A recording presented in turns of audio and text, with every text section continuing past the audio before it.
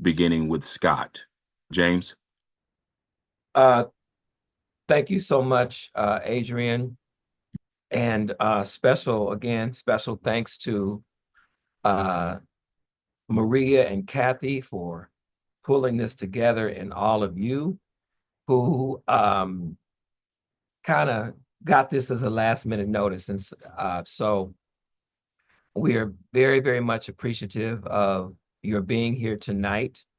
I do want to say that if you have been to the San Fernando branch NAACP, then you will understand that we want to place an emphasis on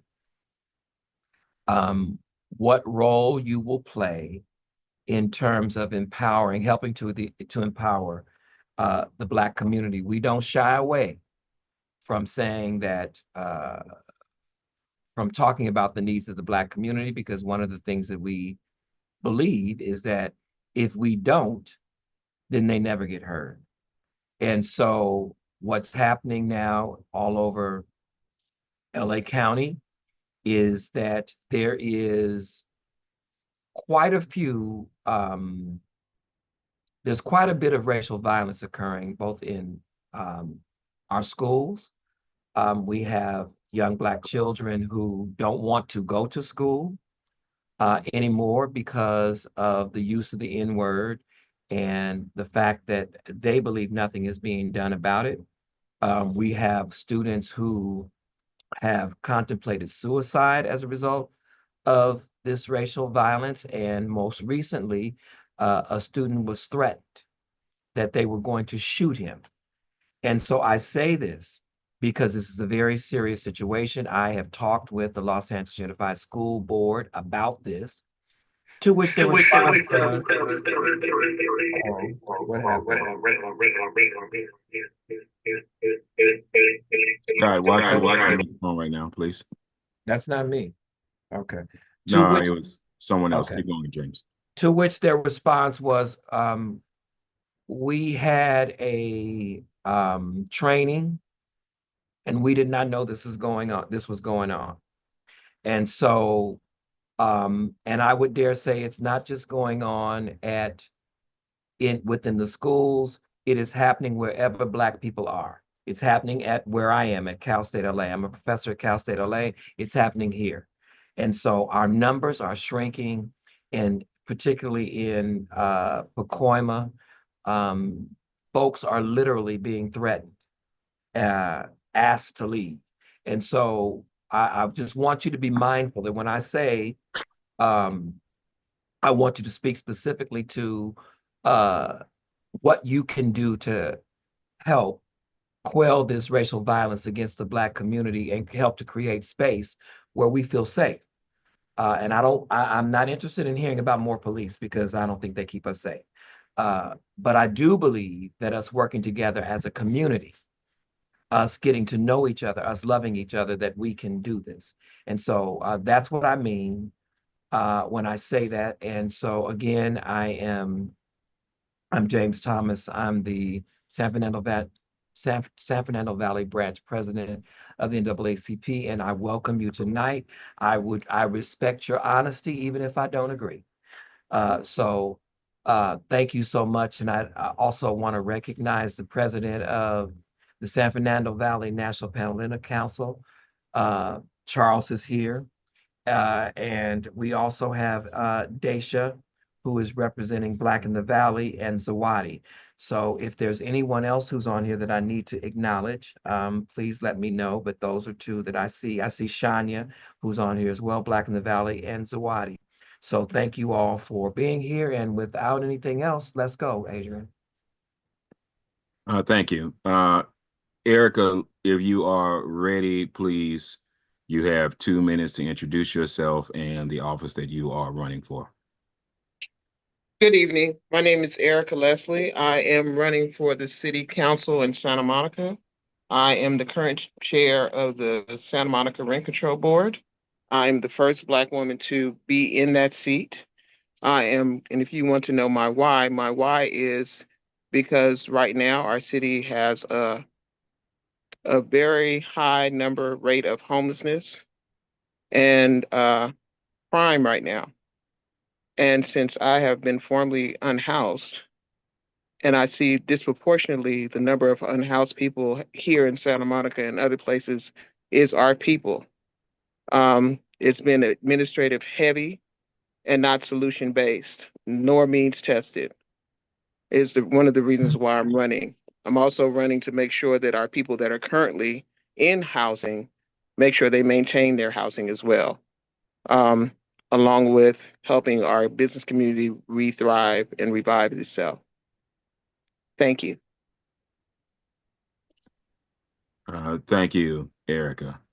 Um, Tiffany, I know you're here for George Gascon, correct? And I'm going to give you 2 minutes the same.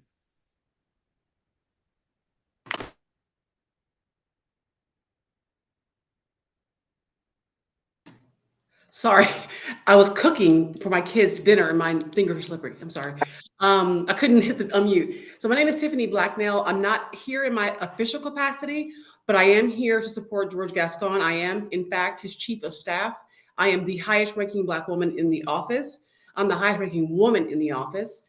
I am also a lifelong resident of Inglewood, California, and now View Park. I am a mother of three and a wife to a Black man. And so I recognize that Black folks are the number one victims of violent crime in this nation. I recognize that they're also the number one victims of criminal injustice in the system. I recognize also that they are the number one victims of police violence in this country. And so with that as my background, I joined George Gascon 4 years ago because I believe in the mission that he has laid out for us. And I believe it 4 years ago, I believe it now. He has done exactly what he said he would do in terms of filing violent crime at the same rate as the predecessor. However, eliminating the use of the racist death penalty. We know the death penalty has been disproportionately used against Black men in this nation. Also, by reducing sending children to the adult system, we've sent one juvenile to the adult system in 4 years, and also by prosecuting hate crime higher rate than any other prosecutor in this state. We know that Black folks are the number one victims, despite the news reports, of hate crimes in this nation. We also are very committed to holding police accountable. We have prosecuted over 150 law enforcement officers in 4 years, more than the last two DAs combined. I love this office right now in this moment because George has put the people at the center of his administration by having community advisory boards. The African American Advisory Board has an event tomorrow in Watts. We have the Latino Advisory Board, LGBTQ, now women's. The people are what drives our agenda. And his promises to the people when they elected him 4 years ago, he has kept every single one of them. Thank you for having me. Thank you. Dan Hall, you are next. All right. Hello. Good evening, everyone. My name is Dan Hall. I use he, him pronouns. And for those who are only listening or maybe hard of sight, I'm a 5'11" white man with short brown hair, wearing a dark blue button-down shirt. So I'm a renter. I am an Iraq War veteran. I'm the chair of the Santa Monica Peer Board and a former vice president of the Santa Monica Democratic Club, an elected delegate representing Santa Monica and Assembly District 51 to the California Democratic Party. For my day job, I head diversity, equity, inclusion initiatives for a global workforce of about 1 million employees. And I currently volunteer for Meals on Wheels and involved in the community other ways. I'm running for city council because I believe that our community really deserves leadership that reflect progressive values and have created the amazing community that we are today with an absolute recognition that we can and should be doing so much more to repair the past harm done to our communities of color, particularly our Black community, our Latino community, our Asian community. My North Star is ensuring Santa Monica remains affordable and inclusive. As a renter, I understand that stability in housing can be precarious, and we deserve world-class tenant protections. We must increase affordable housing production and protect our public school system. And we must have good jobs that have world-class pay and benefits, and a government that's willing to invest in providing for those who need it most. One of the issues I'm committed to is restoring land and years of lost business enterprise caused by racially motivated eminent domain in this city. I want to see our city support bringing back the reparations bills that failed in the legislature or at the governor's desk, like SB 1050 to establish the Freedom and Affairs Agency.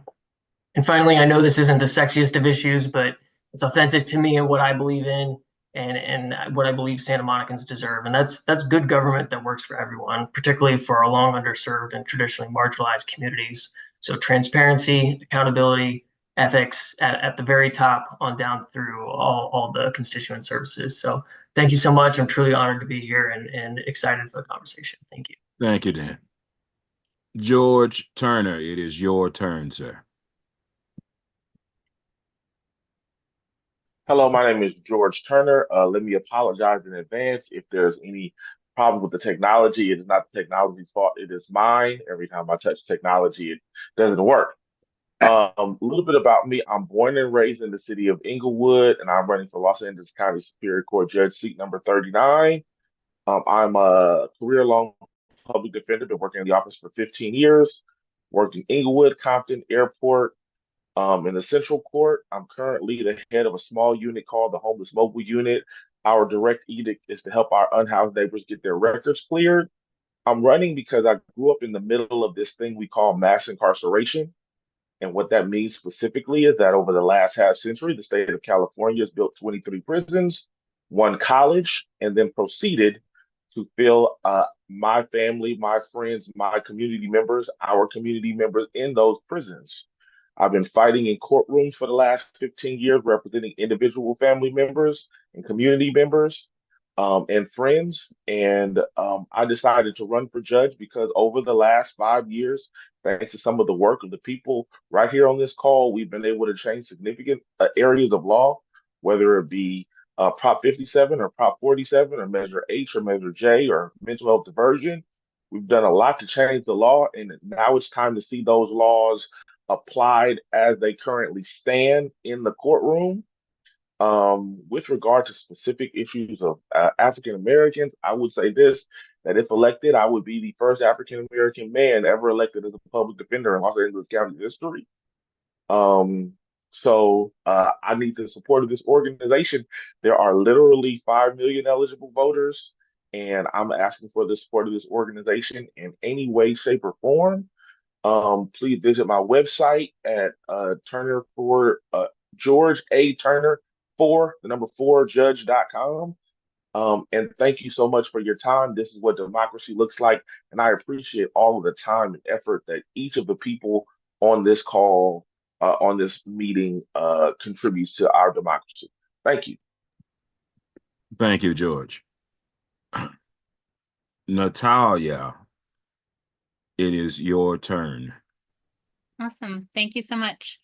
Hi, everyone. My name is Natalia Zernitskaya. I'm running for Santa Monica City Council.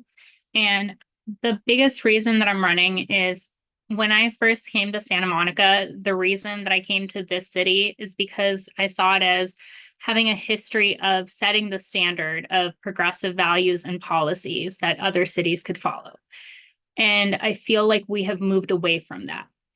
And that's not to say we haven't had issues that we still need to resolve and we still need to repair the harms of the past, including harms caused by the 10 freeway that came in the 50s and displaced people, by the use of eminent domain that displaced entire communities, entire diverse communities of Black and Brown folks. And what I'm really committed to is lifting up the voices of marginalized people and marginalized communities.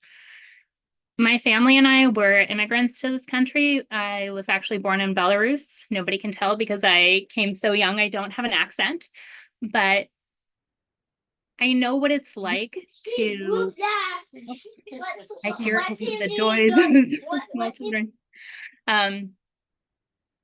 I know what it's like to have to rely on others for help. And I want to make sure that Santa Monica is there to provide the help that people need when they need it. And that we're listening to folks and putting them first when we are crafting our policies. In my day job, I'm a financial analyst, and I've been involved in Santa Monica in a myriad of ways. I currently serve on the Human Relations Council of the Santa Monica Bay Area, and on the advisory board of Climate Action Santa Monica, and on the advisory board of Virginia Avenue Park, and a whole list of other things. I've previously served on the city's audit subcommittee and previously served as president of the League of Women Voters of Santa Monica. And we need to get Santa Monica back on track. We currently have a council who just endorsed Prop 36, and that's not okay with me. We need to move forwards, not backwards, especially on some of those things, the criminal justice reform issues. Thank you. Thank you. Ellis, it is your turn. Hi, good evening, everyone, and thank you so much to our hosts and Dr. Thomas and hello to all of Dr. Thomas's students I see here in the chat. Again, my name is Ellis Rask, and I'm the former chair of the Santa Monica Planning Commission, and in my day job, I work as an environmental attorney. But I first got involved in Santa Monica as a tenants' rights activist. My wife and I got involved fighting against evictions in the Pico neighborhood where we live that predominantly affect Black and Latino residents, and has resulted in the large-scale displacement and gentrification of our city's long-term renters. I think one thing that's come up that Erica and Dan and Natalia have referenced before is that our city is really built on a history of racism. It's built on a history of exclusion and redlining, and that affects our city today. It affects our current housing practices, and it affects the fact that today, most folks who graduate from high school in Santa Monica can't afford to move back to the city where they grew up. Just last year, my 19-year-old niece who started college here in Santa Monica moved in with us because she faced the choice, like many young adults, to either live with family or live in a house with 10 other people and split rent 10 ways. Our city has become completely unaffordable to the average person. So we need to focus on fixing institutionalized racism in our city. We need to focus on policies that will repair, to the extent that we can, the theft of generational wealth. I think it was Dan who referenced earlier Silas White and the theft of the Ebony Beach Club. We need to make sure that we're working on reparations and getting back to what matters. There are so many families in Santa Monica who, for them, it's still within their living memory, the fact that they were kicked out of their homes to build the 10 freeway and the Civic Center in our city. We need to work towards building a more equitable city where folks have a meaningful opportunity to live here. And adding one other thing in terms of priorities that affect the Black community here locally, we need to diversify our boards and commissions. I don't think that we've ever had a Black planning commissioner in Santa Monica. We haven't had a Black man on our city council in over 35 years. We need to work harder. We need to do better. And I'm running to make a meaningful change in our community. And thank you so much for having me. Thank you.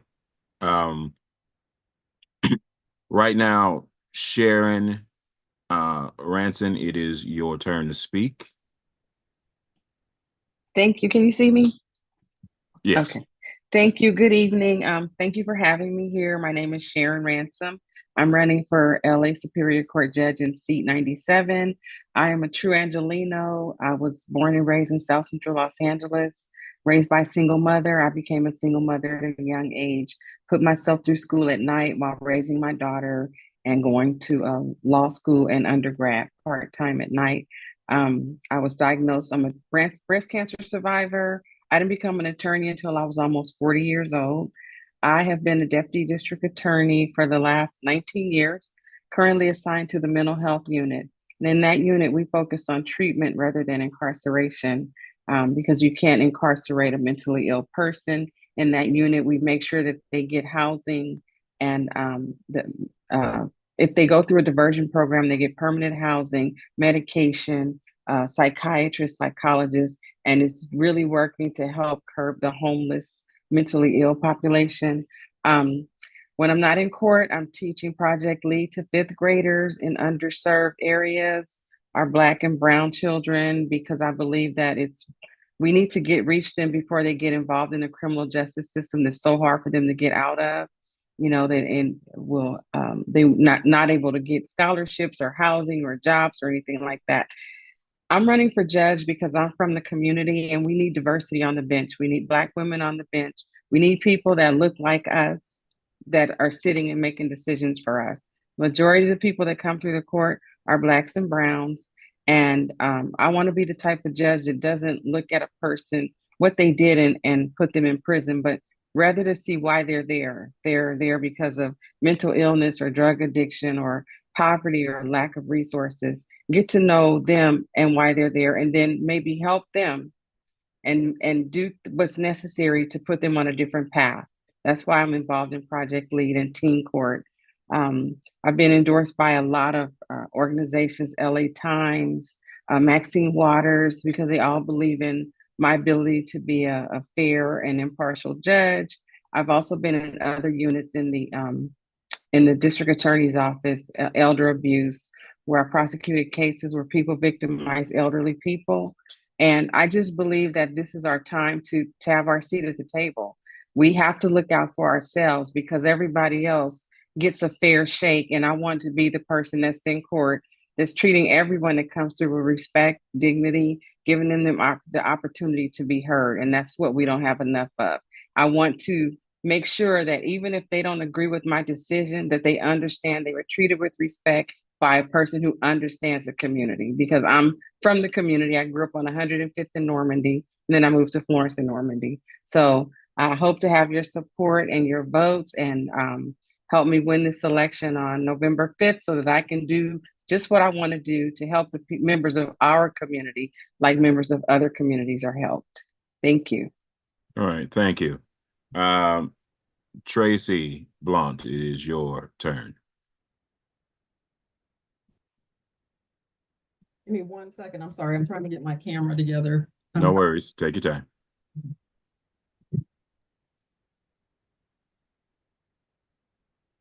I'm sorry.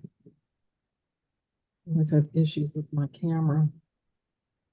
Okay, there I go. I think I'm trying to get in focus.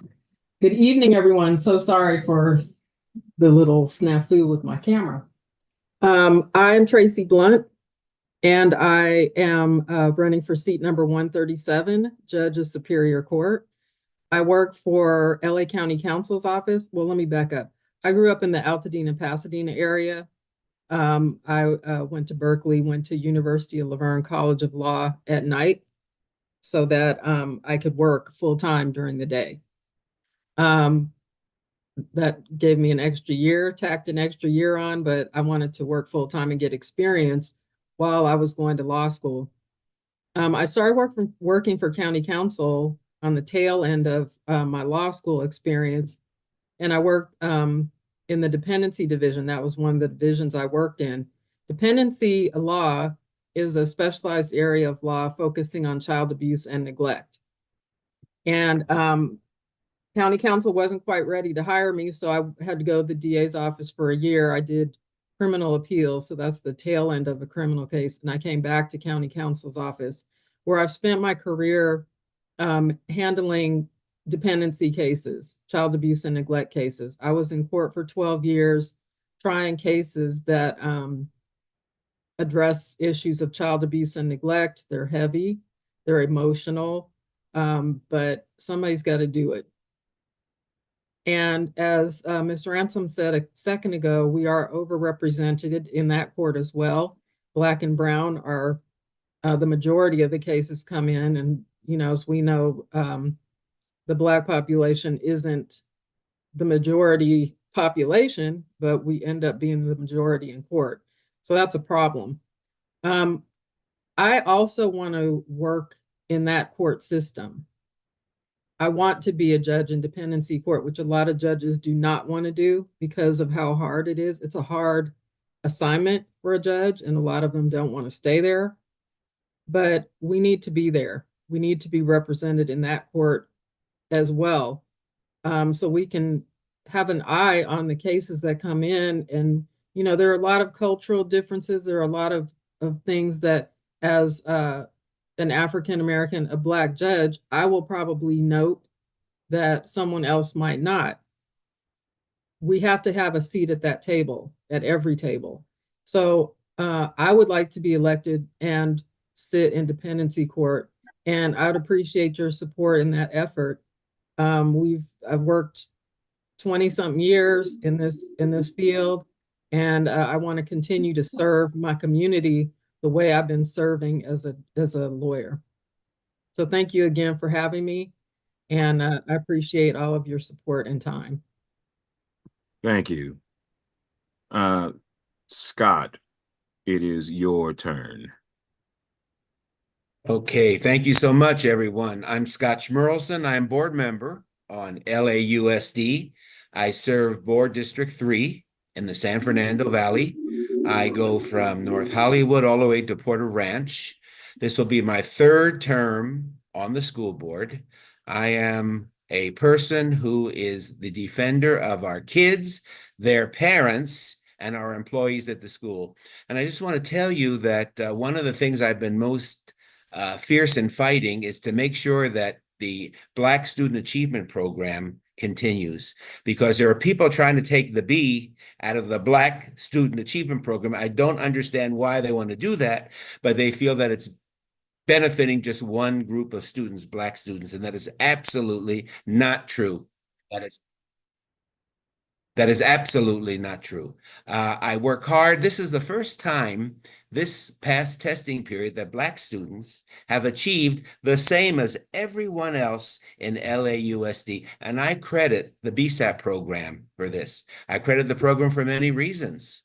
The additional coursework that's given to our students, the additional social workers, the additional psychiatric social workers that are given to our students, and the general feeling of we can do it. Just like the Latino kids see, si se puede. Well, the Black kids are doing the same thing too with the BSAP program. I will continue to fight for it. It is a vital part of our system, and no way, while I'm around, will the B ever disappear from the BSAP program, the Black Student Achievement Program. And I thank you for inviting me. And I also thank Maria Skelton for inviting me to this. Thank you so much. Thank you so much, Scott. Sure. I believe Barry Sneed just logged on. Barry, are you ready to speak? You have 2 minutes if you are, sir.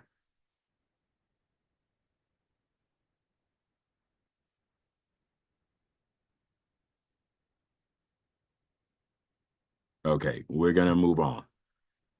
All right, James, we're going to now proceed to the chat question and answer I session. believe you missed Georgia. Where did I miss Georgia? I apologize. I Here apologize. I This is am. Barry Hold Sell. on, Georgia, can we hold a moment? Barry, can you? I apologize. I'm driving. I was coming from another meeting, but I wanted to come here this evening. Can I have 2 minutes? You can have 2 minutes, sir. Go ahead. And thank you for inviting me. I'm running for Santa Monica City Council. I've been a 9-year trustee for Santa Monica College. I spent 4 years on the college board. I've been a resident of Santa Monica for 20 years with my wife, and we raised 4 of our 5 children there. I'm concerned about public safety in Santa Monica, affordability in Santa Monica, and becoming more inclusive as a city. I've been a CPA for the last 25 years, holding my own business with small business in the area. And so I'm hoping that I can also use my expertise from a financial standpoint. I really enjoy public service. It's something that I've done most of my life, and I'm hoping that I can bring that kind of expertise and that kind of spirit to Santa Monica. I also am a graduate from Morehouse College, so giving back to the community is something that I've been doing from the time I was in college. So I'm hoping that I can do the same thing with the city. So I appreciate you allowing me to speak this moment, and thank you. Thank you, Barry. Georgia, I apologize. It is now your time. Yeah, that's okay. Thank you, everyone, for allowing me to speak. Again, my name is Georgia Huerta. I'm a candidate for Superior Court Judge, seat 135. I'll let you know that I grew up in South Central Los Angeles with my mother and my siblings on 104th and Broadway. And it was the experiences growing up on 104th and Broadway that caused me to want to become an attorney. I saw the struggles within our community, and I just wanted to do something about it. And I thought being an attorney was the best way for me to handle that. And I decided to become a deputy district attorney because I realized that a deputy district attorney is charged with doing the right thing. And I had seen so many wrong things that was done. And I felt as a deputy district attorney, I would do what was right. I went to Manual Arts High School. I went to UCLA for undergraduate. I got a master's degree from USC, and I got my law degree from Western State College of Law. There, I've been in the district attorney's office for over 30 years, and I've worked in many different departments: juvenile, employee relations, trial deputy, trying a lot of cases. However, one particular court, I was in the alternative sentencing court in Compton, and I was in that court for about 3 years. And that's a different kind of court. In that court, the concentration is on rehabilitation and treatment and not incarceration. I, along with the team, worked to find out what was the underlying causes that brought that individual in the criminal justice system and what we could do to make sure that those underlying issues were taken care of so they would not return back to that community. I worked along with Judge Goff, which is an awesome judge, and I can tell you the alternative sentencing court in Compton, and I think there are about 5 others in Los Angeles County, are excellent courtrooms. And I gather the experience there in that courtroom that I know will be invaluable to me on the bench. And not only working with in a team type of environment, but knowing the different types of programs and things that are available out there. I want to be a judge because I love the community. I believe that we are the ones that are changing the community, that can change it. I believe as a Black woman sitting on the bench, I will have that cultural experience that will help me make the right decisions. And what I mean by that is, just real quickly, one day I wore French braids to courtroom and the judge didn't know me, and they just looked at me like, oh my God. And you know what? We can't have that if we're going to have justice. And when he found out that I was the deputy district attorney, he had a totally different approach. But his initial approach was, oh my God, I could see it all over his face. We can't have judges sitting on the bench that when they come in contact with people that don't look like them, it's a oh my God response. So I understand that that is very important that a judge not do that. I am a member of NAACP, a lifetime member. I've been endorsed by the LA County Bar Association, Maxine Waters, and other organizations. You can visit my website at www.georgiahuertaforjudge2024.com for additional information regarding me. Once again, I want to thank your organization for allowing me to appear and giving me the opportunity to tell you just a little bit about myself. Thank you. Thank you. Are there any other persons running for office that have not been introduced?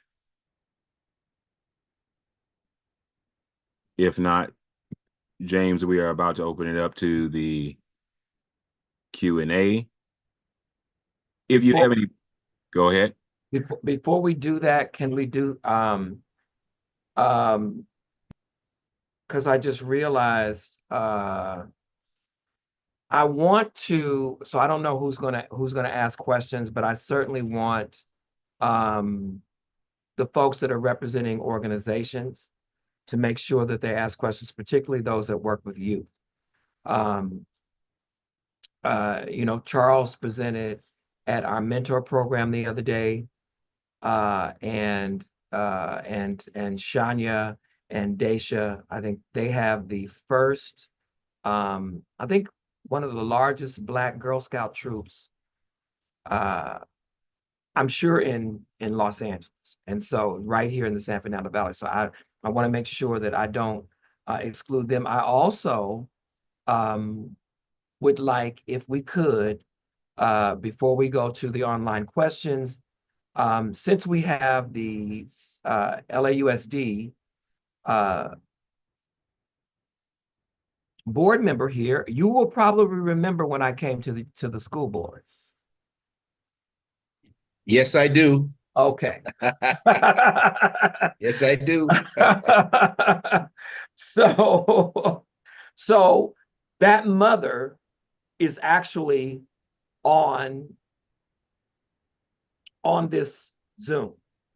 And so I would like for her to talk about what has been happening with her son. And since you are here, it directly, the school, Porter Middle School is in your district. That is correct. Right. And so, Kaysen's mom, would you please unmute and tell us a little bit? I'm sorry, Adrian, but I just want to make sure that this mother Okay, let's keep it to 2 minutes. Okay. Hi. Yeah, so my son is at Porter Ranch Community School. He's in the 8th grade. Basically, I've had a series of incidents occur in which he has been racially discriminated against by the other kids, bullied, and they've even gone so far as like putting my phone number and address, circulating it around the school. I've told the school about this numerous of times, and it just has not stopped. And then, so recently, one of the children told my son's friend to tell him that they're going to shoot him. And so when I went to the school, there was no safety plan put in place. They just kept telling me that he was the child is going to be in trouble and he's suffering the consequences, but there was no safety plan put in place in which that I can make sure that my son is being watched after while at school. And when we tried to communicate to the counselor and the principal and everything like that, there was poor follow through. So until I had to go up there with the police and show them that pretty much I was not playing. So, and it's definitely this whole experience at Porter Ranch. My son was transferred from Ivy Academia because he got physically bullied there. And then so now he's being racially bullied here at this school, and they're not doing anything about it. And it's just been a long, drawn out thing. May I just comment real quick? Mm-hmm. First of all, I apologize for the school, number one. I know the principal, Mr. Demergy, very, very well. And I'm going to guarantee you that you will be having a safety plan. Right now I'm in Las Vegas at the CUBE convention, but as soon as I get back to LAUSD, I will make sure that the safety plan is in place. And let me just tell you that every one of these incidences, I insist that they be documented in what we call our I-STAR program. Nothing gets swept under the rug. I want to see how many are happening at every single school. Just saying don't do that anymore, it doesn't work, okay? Right. I want to document it in our I-STAR program, and we have a physical list of how many times this is happening over and over again, and that's how we take care of these problems. But you will have a safety plan as soon as I get back to LAUSD. Okay. Okay? And that's a promise. That's a promise. Thank you. Thank You're you, welcome. James. Thank you. So that's that. So go ahead, Adrian. No, go ahead. No, but I just wanted to make sure that she got an opportunity to Absolutely. That's Yeah. what we're here for. Greatly appreciate the follow through, and we will stay on it. You have the word of the president and the second vice president that we will be relentless. In saying that, that brings up all of you all are involved on either one end of this pipeline or the other, from education to the justice system. And housing is a critical component. And we have heard from you all in your passion statements saying that housing and the unhoused are a priority, from Erica to Dan to Barry. But in saying that, I'm going to let the representatives from each of the organizations speak right now, but bringing that to bear, that we are focused on answers and keeping our constituents informed of what we should be voting for, in doing exactly the work that is needed, that is obviously needed in each of these communities. So, Charles, if you would go ahead and make a 2-minute comment on what you're expecting from our representatives. Thank you very much, Adrian. Appreciate that. Can you hear me? All right, I'm going to watch the time. First, let me thank the organizers of this event. You, my friend and brother, grateful for NAACP, and I want to thank to the candidates who are coming forward and your statements with regard to being of service. This is home for me on several levels. And when I say the lives of children, they mean I can't put the words how much it means to me. So a few things. Number one, I'm curious as to how you will hold yourself accountable if you are elected to the very things in which you're saying. I'm just speaking from the heart here. DI often is window dressing, having the verbiage of, but there's so much intentionality in our past of issues of systemic racism, violence, and so forth. The receipts are clear. Going to take a great deal of courage to roll up one's sleeves to get directly involved with things. And I'll just give a few examples, and I'm going to in that 2 minutes. I heard a mention about police accountability. How are these individuals trained to discern whether the issue requires verbal de-escalation or moving towards physical confrontation? How do you track that? Who are those people? Or even issues related to being how unhoused, resources. There's so much. 2 minutes could not, but that's one area. And then all the resources put towards our young people. All of our organizations, I'm a member of the San Fernando Valley National Panhellenic Council. Bear with me, 20 seconds. All of our organizations have mentoring programs in which we're grateful for. I listed one in particular, which my frat brother, we prize people. Frederick Douglass said this, and then I'm through. It's better to build strong children than prayer. So I'm curious, how will you hold yourself accountable to roll up your sleeves to something that's really may not even get you reelected, because to intentionally put behind the resources to do what y'all say you want to do, it's going to cost. So that's all I got to say right now. Thank you, Charles. Sean, yeah.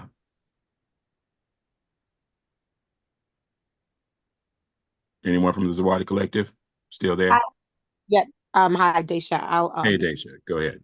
Hi, thank you for having me. Thank you all for being here. I'm on the board of Zawadi Cultural Collective, which is a nonprofit organization based here in the San Fernando Valley. And we specialize in a bunch of overarching components. One, bringing cultural events to the Valley. We have educational events, mentoring, we also are the arm for Black in the Valley and our Zawadi Scouts. Our Scouts, we are 107 girls strong here in the Valley. So we are the largest troop in Los Angeles.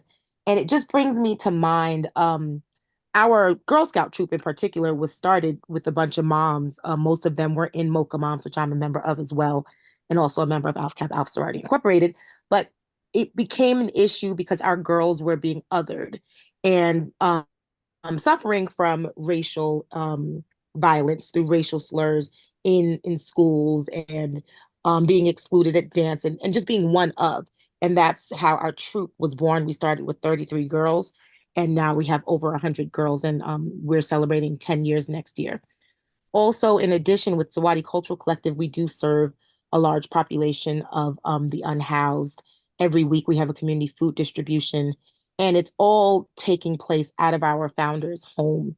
And we are actively looking for a building to house all of our activities. So whether it be the food distribution, which is weekly, our Girl Scout troop, all of our other Black in the Valley events, and like other people have mentioned, Los Angeles has just become untouchable in the real estate market.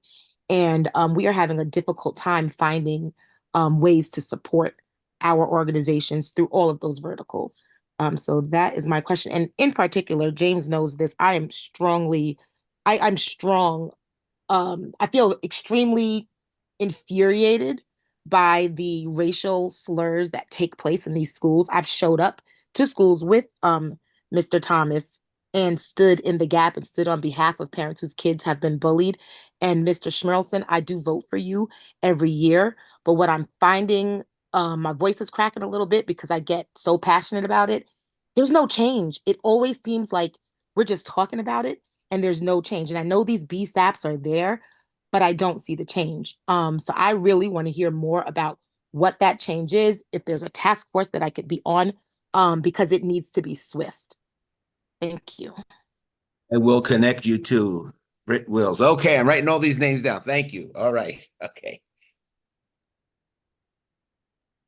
James, who else did you want to open up the floor to? There is Andrew Thomas who's on here. He has a mentoring program. Thank you, Andrew. Go right ahead. Hello and good evening, and thank you for the opportunity. I'm a little surprised but grateful for the opportunity to say hello. I represent the just over 51 boys who are in Young Ambassadors Leadership Academy, which is a mentoring and STEM development program. Definitely some of the issues that were brought up are common as far as we are out of a building, and housing of our program is always an issue. But I will just go to something that I'm getting more information on. There was some monies that were redirected from policing our young people into certain programs in our elementary and high school levels that were redirected to more focus on developing our young people. And I understand from outside sources or groups outside of Los Angeles that they saw those monies as earmarks for young persons of color, and that was summarily, I guess, canceled. So I'll get more information on that because I want to make sure I'm accurate on that. But I guess I'm just alluding to the idea that every time there are gains for our kids of color, there are obviously forces out there who are trying to negate those gains. And I need somebody who's going to protect, listen to the voices that are proposing good ideas. And when those ideas are granted, protect them so that they're not summarily taken away by groups that are outside our community, outside our state, who just see these as earmarks and they want to take those away for the sake of undermining DEI or whatever their particular interests are. Young Ambassadors Leadership Academy is a nonprofit that we started basically almost where I'm sitting now in our home, and we've progressed into a 501c3.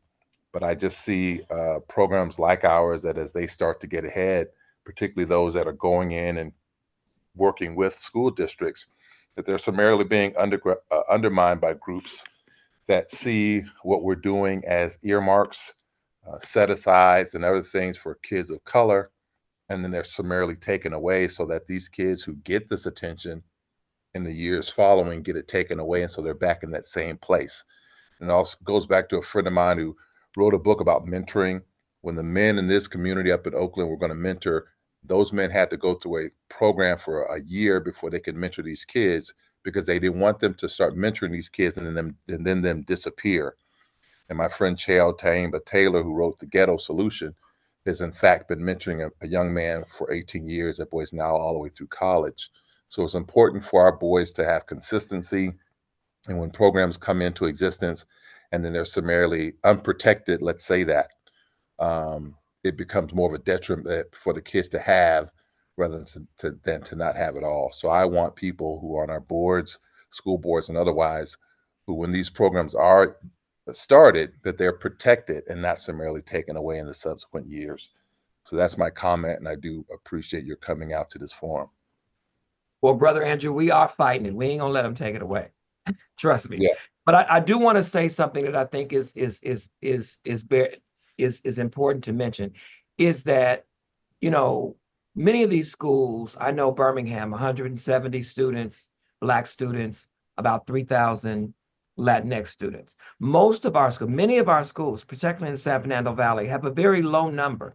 I think Panorama High School, at one point they had 1,200 students and 18 Black students. And so we know that students are going to be students, and the origin of some of this racial violence, is just based upon the numbers, in addition to the 63 people, white supremacists, that were arrested here recently in the San Fernando Valley. And so one of the things that's important to us, for anybody who's on here, is that we don't have a home for these organizations. It would seem to me that there would be some city space some school not being used that all of the Black organizations could be housed in, so that we have an opportunity to have a space for ourselves, to work together, to organize, and to be more effective in what we're doing. Because I have a culturally based algebra camp every year. It's a free camp. We've been doing this for I don't know how long. 90% of our kids get scholarships uh, uh, to college. All of them go to college. We have doctors and lawyers and PhDs that have come out of that program. And so, but we're always scrambling, trying to figure out where we're going to be because it's so unaffordable. And so, if there is possible, and I know that it is, that there could be some designated space that we could all share. All the Black organizations in the Valley would be able to share, including the NAACP. We're meeting at a church, and some people aren't Christian, and so it would just, we need a collective space is what is important. So I just wanted to throw that out. Okay, Adrian. All right. As you hear our community leaders and you hear our president, we're getting ready to open it up to questions in the chat, but let me restate it this way. We are serious about answers here in the Valley, and the reason why we invited so many people from Santa Monica is because many of us work in Santa Monica. We know people who work there, and we are commuters because of the housing situation that we're talking about. And so as you get ready to formulate your answers, and we'll keep them to 1 minute each, be prepared to answer specifics, what you have in your agenda already that you are going to help implement, dealing with housing, dealing with Black people, dealing with the incarceration rate that is still massive. Even with all the work that George Gascon and his office have done, we still see the incentivization rate massively, disproportionately, ridiculously overrated for Black and brown people. So as we come to you in all earnestness with asking for answers. All right, I'm getting ready to read. Kathy, do you have anybody with a question or comment in the chat? Sorry, you hit it right on the head. Maria asked, how are you going to make sure that the unhoused are treated fairly? Dan, we will start with you, if you don't mind. You have 1 minute to answer. Yeah, if I could, I'm going to take 20 seconds of this 1 minute to address something. I think it was Mr. Clements who brought it up. You talked about holding ourselves accountable as leaders when it comes to racial interactions with our public safety professionals or the government in general, and about losing support. And I'll just say that, as a candidate for city council, I've already lost support because I don't support pretextual stops, because I support George Gascon, because I am against Prop 36. I support George Gascon because he's against the death penalty. And as someone who has been intimately involved in government-sponsored death as a veteran, that belongs on the battlefield, not in our court system. With regards to housing, I know I've eaten up a lot of my time. I believe in treating the unhoused with compassion and respect. They are our neighbors just as much as the person who lives in the building next door to me. I want to see us provide the services that are needed, especially when it comes to mental health treatment and substance abuse treatment that many of the unhoused in Santa Monica currently experience. And I want to be investing our resources. We do have a super tight budget that, for those who don't realize, Santa Monica is kind of broke due to some pretty serious lawsuits. And we're going to have to make some very hard choices on where we're spending our money. I want to spend our money on investing in deed restricted affordable housing, in tenant protections like the right to counsel, and ensuring that we expand our homeless services, particularly in the mental health and substance abuse areas. Thank you. Erica, I'm going to leave you with the exact same question. You have 1 minute. Okay, please repeat the question because when It's okay. The question is, how are you going to make sure that the unhoused are treated fairly? well, as a formerly unhoused mother of three, while still serving this city, I know exactly how that is. Too many of our Black people have been shifted to downtown Los Angeles, where they have been lost hope and they've been forgotten about. I know exactly how the system works because I've been through it.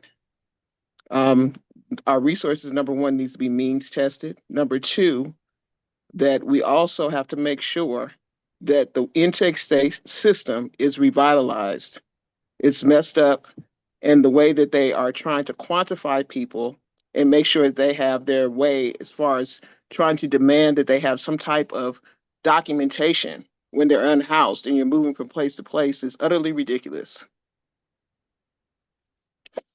So those are just a couple of things that I would do. There's a laundry list more, but it would take longer than a minute. Oh, we appreciate it, Erica. Thank you.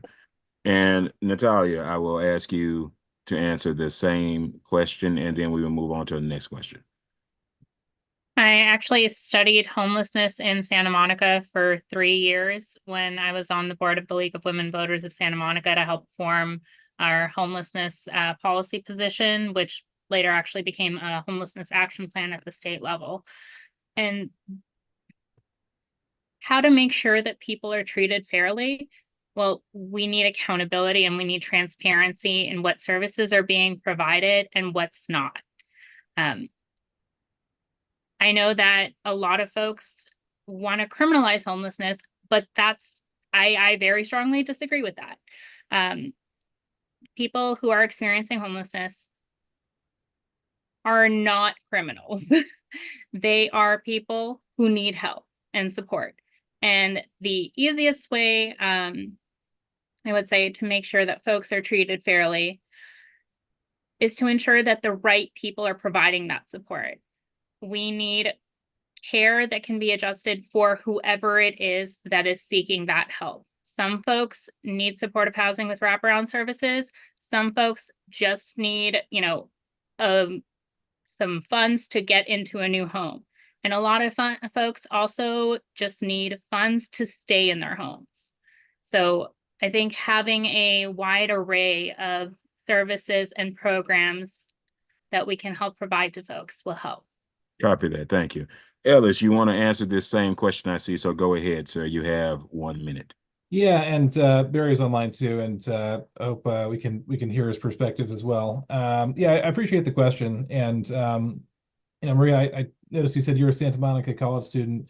I mentioned this in my introduction. My niece moved in with us, and there are so many Santa Monica college students and recent high school graduates in Santa Monica who are simply not going to be able to afford to move back to our city unless we radically address the historic injustice and the historic redlining in our city and really take radical steps at building new housing opportunities for the next generation. And what that involves, as others have mentioned, involves leveraging public funds and public financing to build deed-restricted affordable housing. With respect to those who are currently unhoused at the moment, it means making meaningful efforts at addressing those needs through wraparound services, permanent supportive affordable housing, and really reinvesting in the services that are going to make a difference. By some counts, as many as 70 to 95% of the folks who are unhoused in Santa Monica are experiencing mental health issues or co-occurring drug addiction. We need to make sure that we're targeting the right kinds of resources to those who are in need. And I'll leave this on the note that as I mentioned before, the Black community in Santa Monica has largely been kicked out through the 10 freeway construction and the Civic Center construction. And we need to meaningfully work with those people who are kicked out of their homes and bring them back to our community. Thank you. Barry, I'm going to go with you, and then Tiffany, I will come to you. Barry, if you would. Same premise, same question. He may still be driving. Tiffany, go ahead. Thank you. Let me just say that as a woman who was a child that was unhoused, where I lived in motels and cars and aunties' couches in my childhood in the 80s and 90s, I'm instantly familiar with the impact that has on education for children, on achievement for children, and on socialization for children, and how that all impacts their development.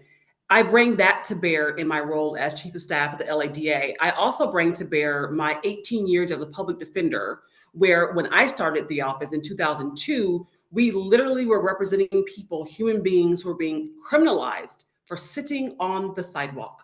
They were actually being detained, arrested, incarcerated for sitting on the sidewalk. There is nothing more immoral that I can think of is going back to the days where the city attorney and any other prosecutor is prosecuting people for being unhoused. I think, but as a prosecutor, number one, I say do no harm. When the DA was elected, the first day he was sworn in, he said, I will not prosecute certain misdemeanors, driving without a license, trespassing unless there's aggravating circumstances. There are so many misdemeanors that are not crimes, but they've been criminalized to target the poor, to disappear our unhoused populations into cages across this state. And we have refused to participate in it, to do that harm. We know that if someone doesn't have a license, for example, they're pulled over, their cars are towed, they're given a fine, they can't get their cars out of towing, and they lose their jobs, they can't get to work, they lose their apartments, they become unhoused. So we have chosen to not cause that harm. You cannot incarcerate folks who have simply annoyed you, who the people of the city or the county are just unwilling to see as human beings. And so our policies have been, we will not do harm. You will not over incarcerate the unhoused. Prison and jails are not the answer to homelessness.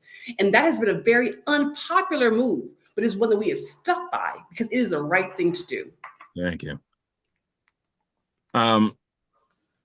Now dealing with the judges, along that same line, we have a question. I see it, Kathy. What are we willing to do when ordinances say one thing, judges, and we have common sense solutions that should be implemented?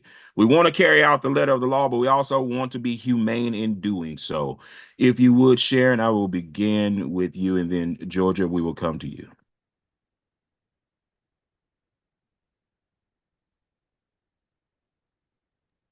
Can't hear you yet, Sharon. I was trying to unmute myself.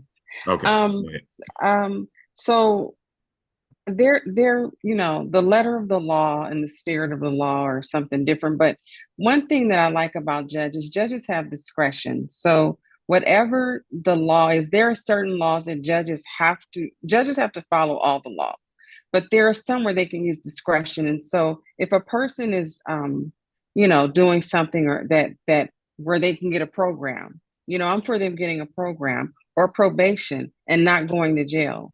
The judges do have a lot of discretion on issues like that. And so I think judges should utilize that discretion, especially with regards to homelessness and mental illness. And I'm going to speak on those areas because that's where I work. The judges in the mental health court do a lot of great work, and they make sure that the mentally ill, unhoused people get in these diversion programs where they get permanent housing and get permanent medication. And I've learned from those judges being in that unit for 3 years now, that if a person's crime is not violent, that they're suitable for those programs. And I've seen a lot of good work with them because, they get permanent housing, and we do progress reports every 90 days. And one of the guys said, this is the first time I slept in a bed in 20 years. It's the first time I had a shower in 20 years. And it goes a long way to making people feel like they are people and not just some homeless people that are really getting on our nerves.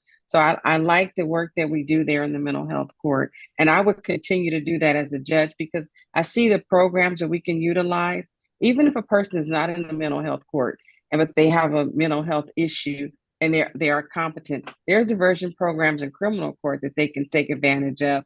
And I see a lot of good work with them. So that's something that I would definitely utilize, those alternatives to incarceration as a judge. Thank you so much, Georgia. You know, um, over the years, and I spent a lot of time of my career as a deputy district attorney in Compton. I spent a lot of years there, and I have to tell you that the bench in Compton, in my opinion, is excellent. A lot of the judges on the bench have worked in Compton either as a in private practice or in the DA's office or in the public defender's office. And what I know and understand as a deputy district attorney is that a judge has a lot of discretion. The problem is some judges need to get beyond what they see and deal with what the issue is. And if they can get beyond maybe your hair being braided, or you have tattoos, or you come in your house shoes, if they can get beyond that, then I believe a judge has the power to do a lot of good. Not every person that comes into a courtroom needs to be sent to jail, but some judges believe that because they can't get beyond what they see. I believe by having a diverse bench and me being a diverse person, not only by color, but also being a woman, those types of things do not stop me from seeing things. As I stated before, working in the alternative sentencing unit, there are many people in court because they're homeless. They're in court because they are veterans, many different issues. And we need to address those issues and resolve those things. So a judge has a lot of discretion. I've seen judges in Compton give probation on 211s, and as the DA, I'm saying like, Your Honor, should you do that? And you know what? They look at me and say, yes, I'm going to do that. And this is the reason why I'm going to do it. And I realize as a judge, you have to be courageous. You have to stand for what is right, and you're still working within the law. So that's what I would do, and that's what I've seen.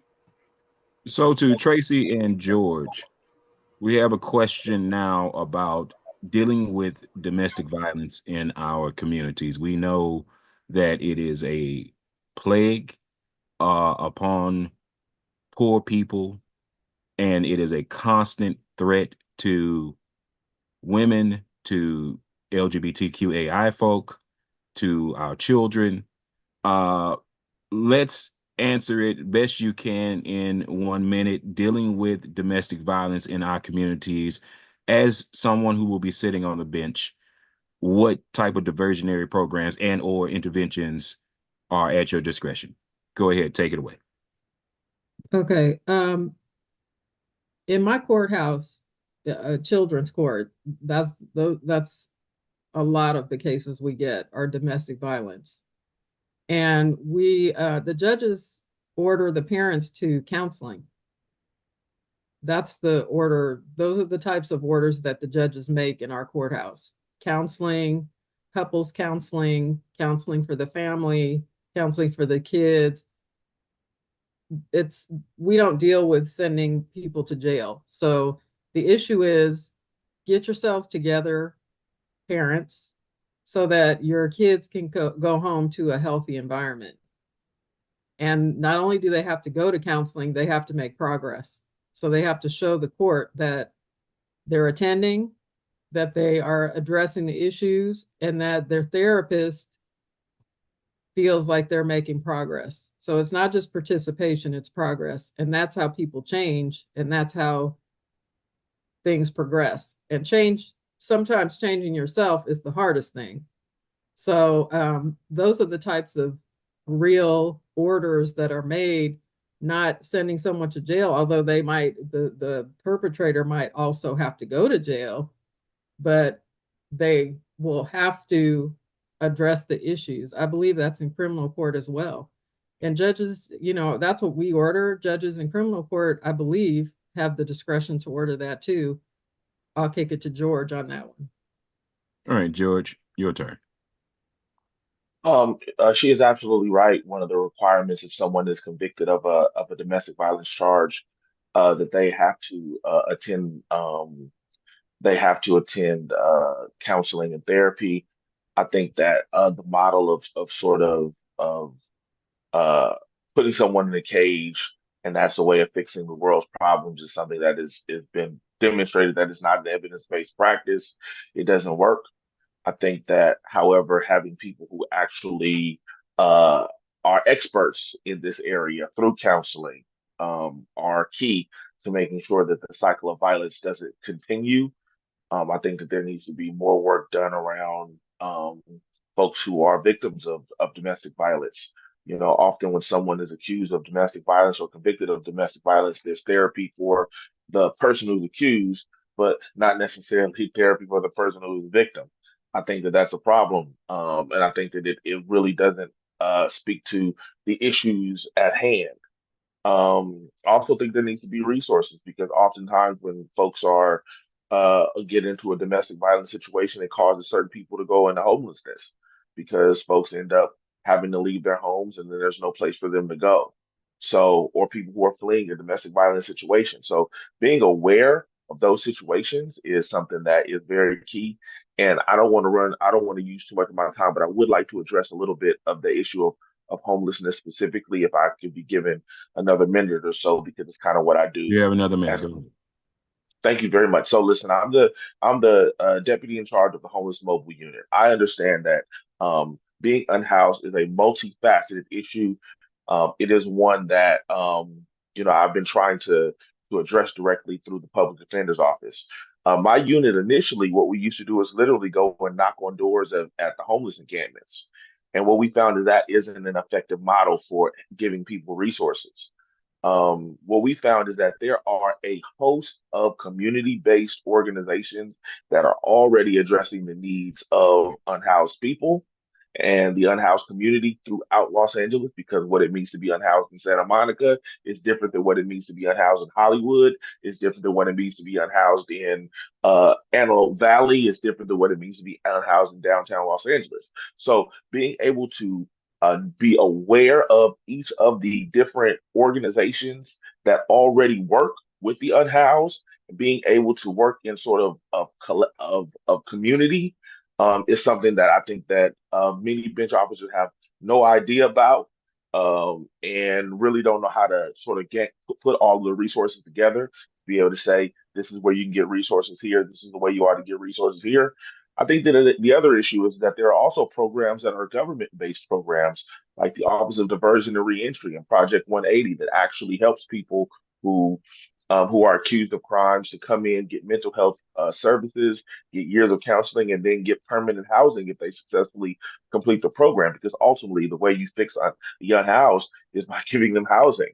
Um, so I think that things like job training, job placement, things like housing, um, things like long-term counseling, things like long-term mental health services, not just during the duration of their case.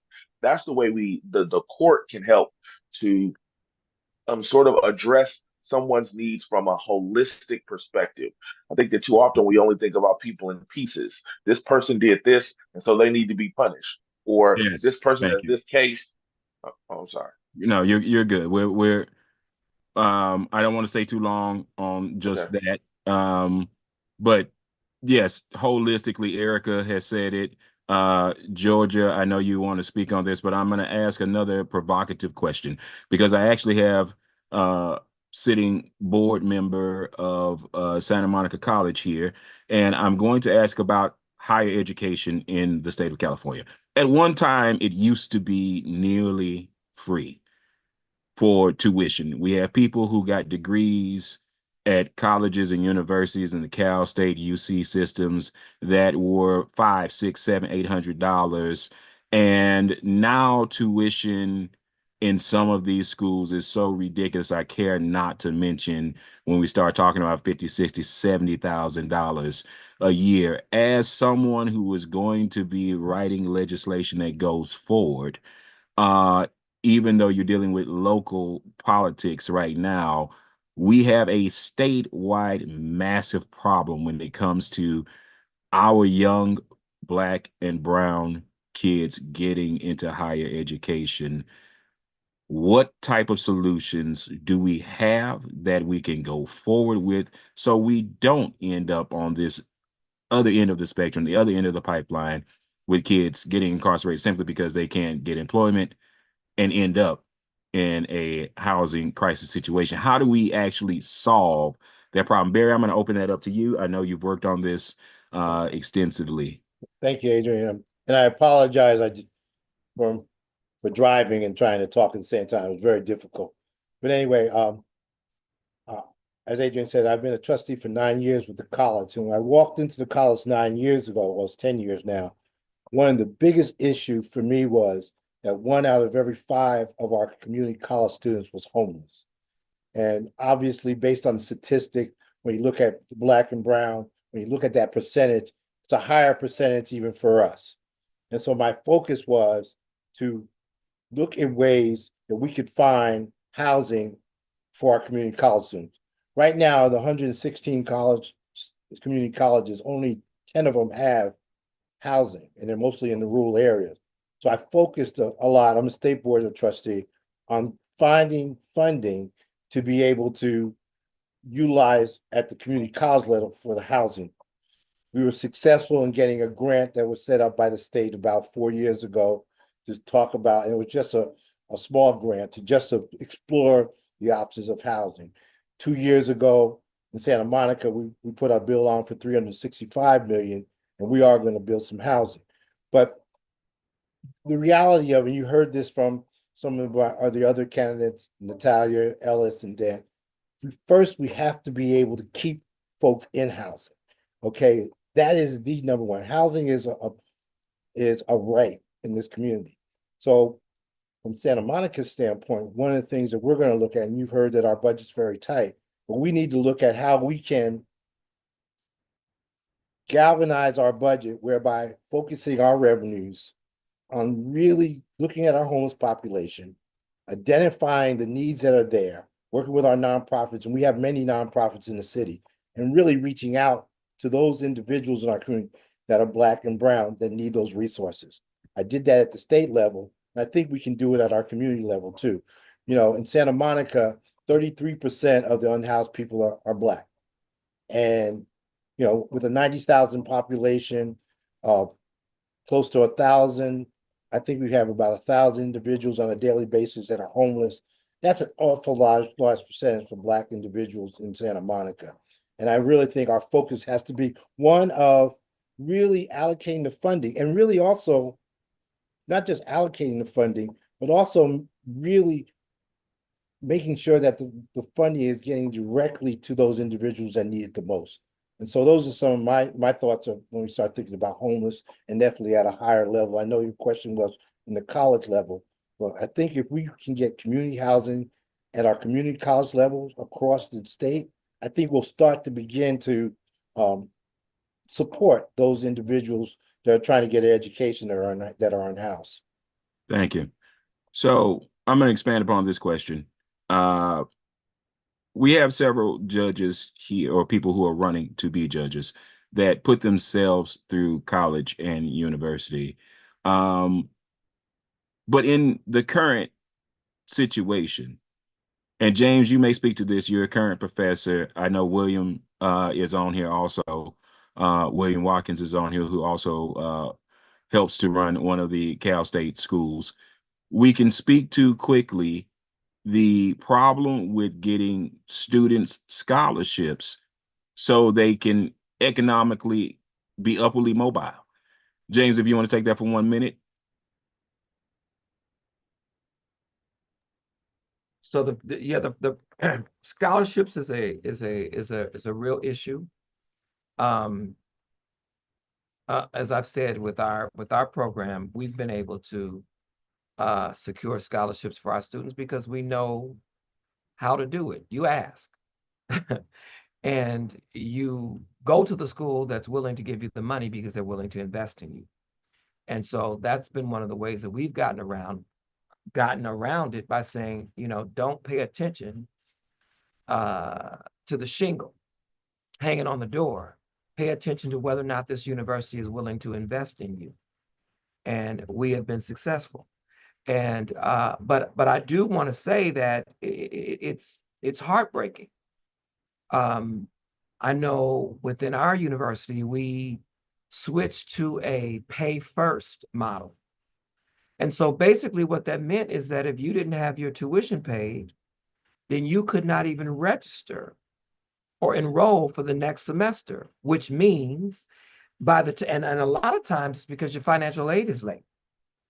And then once your financial aid is processed, now there are no classes for you to take. So you have to take any class so that you can maintain your financial aid. You extend your time at the university, you know, and it's, I know in our engineering program, we have students who average was about 8 years to get an engineering degree, a 4-year, you can get a PhD in that time. And so it's a very serious problem. And the numbers of Black students have just plummeted. You know, anytime UCLA and USC has more Black students than Cal State's, there's something wrong. And so, and what is wrong is not just that Black students are not able to meet whatever the criteria is.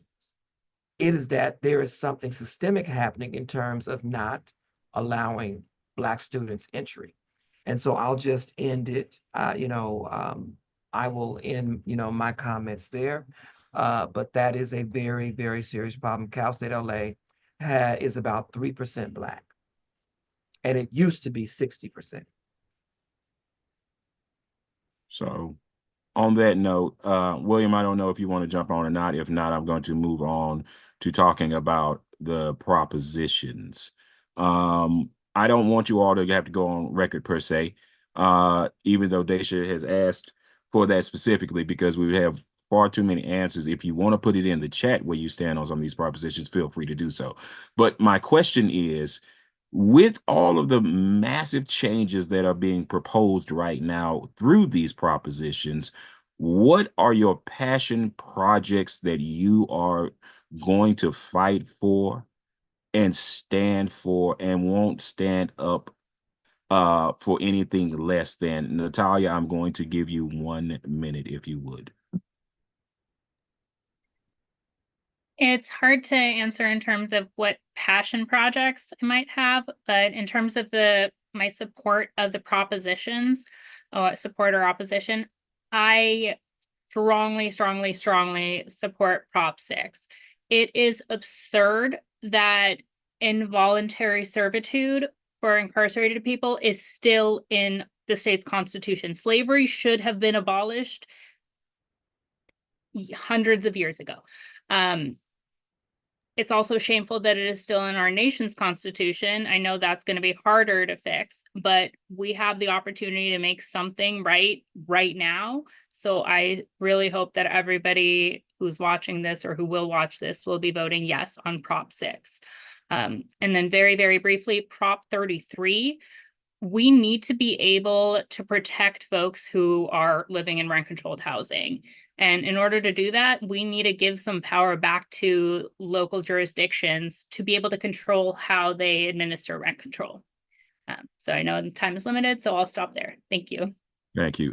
Tiffany, go ahead. Feel free to shut me up whenever y'all need to, because I know I'm aware of myself. But let me just say that Prop 36 is a bill that will take us back to the 90s.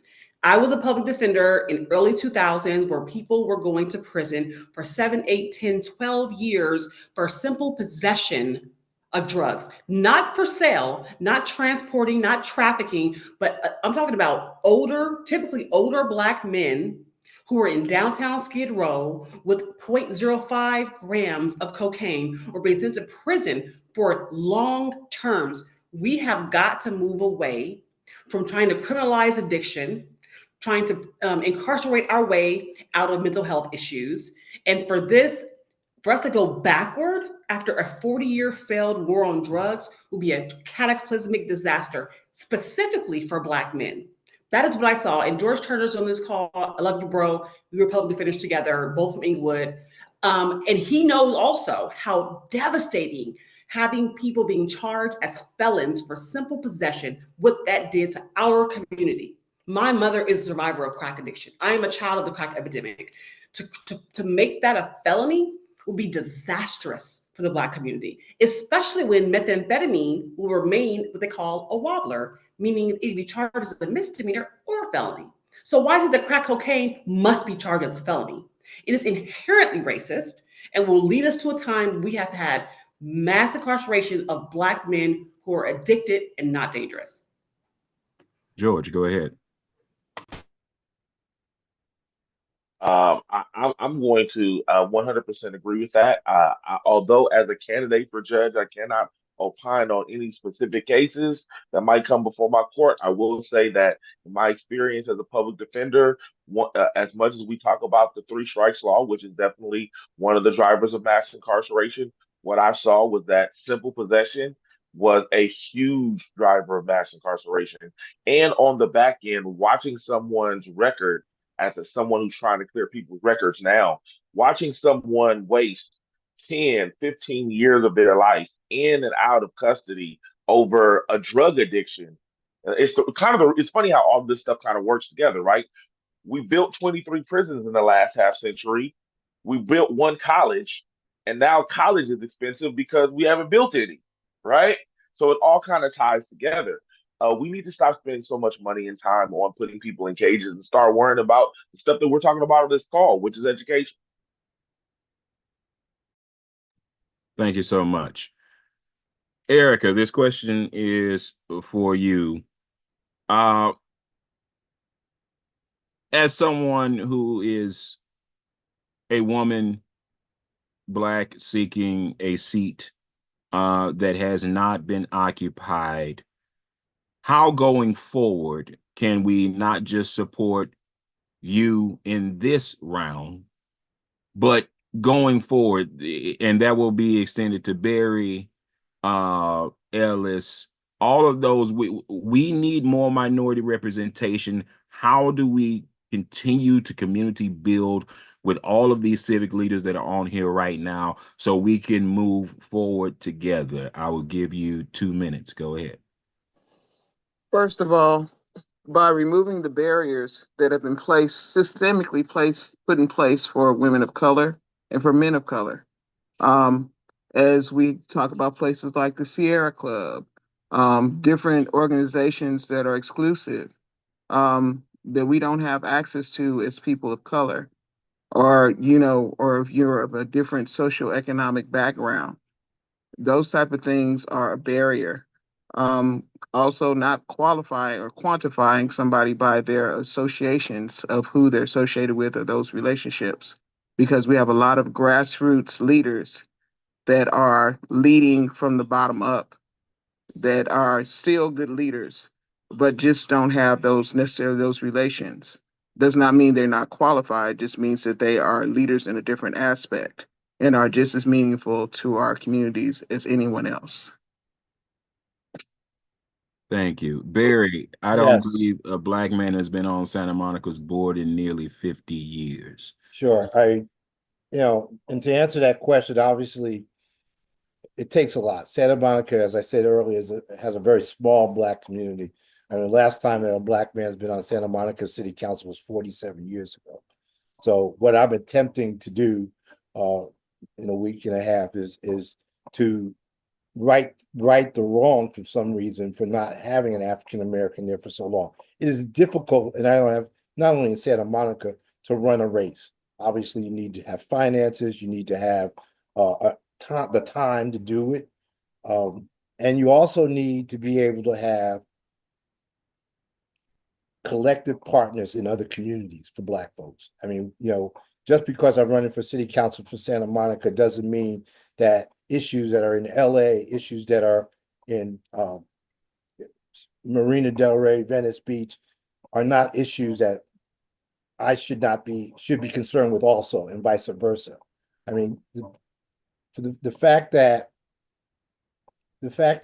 Santa Monica, the Santa Monica College has a larger Black population, and also is one of the community colleges that actually matriculate more African Americans to our our JC, our CSs, and also our other schools. We need to be able to have this kind of collective body in our community that helps us. You know, when I think about the fact of running for city council for Santa Monica, and understanding that I'm a Black male doing it, sometimes it gets really emotional. And what I mean by getting emotional, because you realize that if I don't have individuals in the community that aren't Black supporting me, if I don't have individuals that really care about progressive values and care about issues that are affecting Blacks, that aren't Black, we're never going to move ahead. And so that's why, you know, I always try when I'm in my position to make sure that I have other African Americans that are younger than me, that are trying to seek positions in the city, an opportunity. I've made sure that, you know, I look over my last 10 years of the college. I was part of hiring the first African American president of Santa Monica College. I was part of hiring the first Black accounting firm for our downtown business district.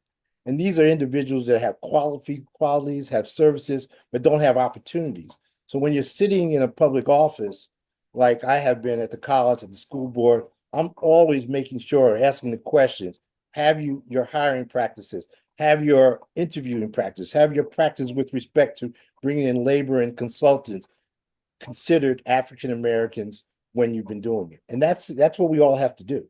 And so those are the kind of things, that efforts that I hope we continue to do. And that's why I'm glad that you're seeing 5 candidates from Santa Monica and there's 10 candidates running. And I'm sure they were all offered the opportunity of being here.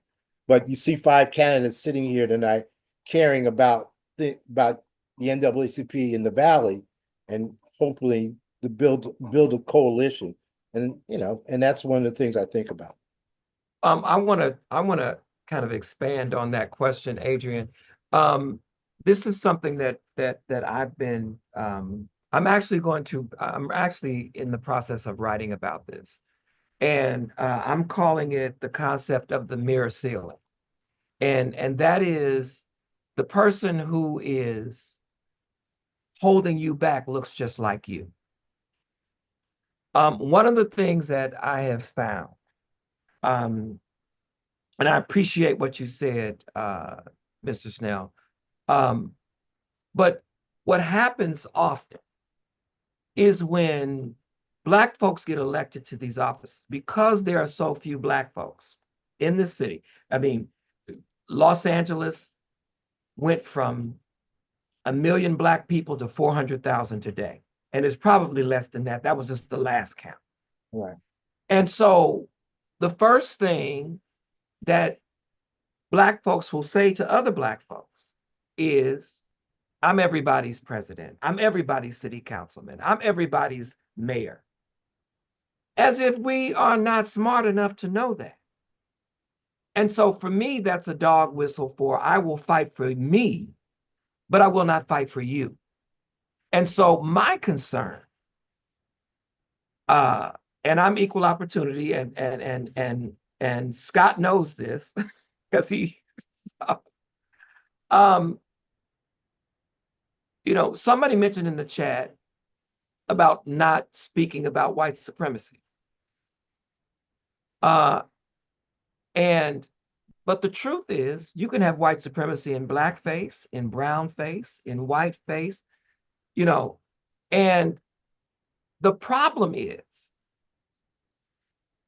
that sometimes when we are promoted to positions of authority, we are also promoted on the basis of us being adjacent, at least adjacent to white supremacist ideology, rewarded even for our capacity to distance ourselves from Black people. And so I guess my larger question is, and I think you answered it by saying, Mr. Snell's keeping Black people around. I don't have a problem being the only Black person in the room. speaking as an advocate for Black people.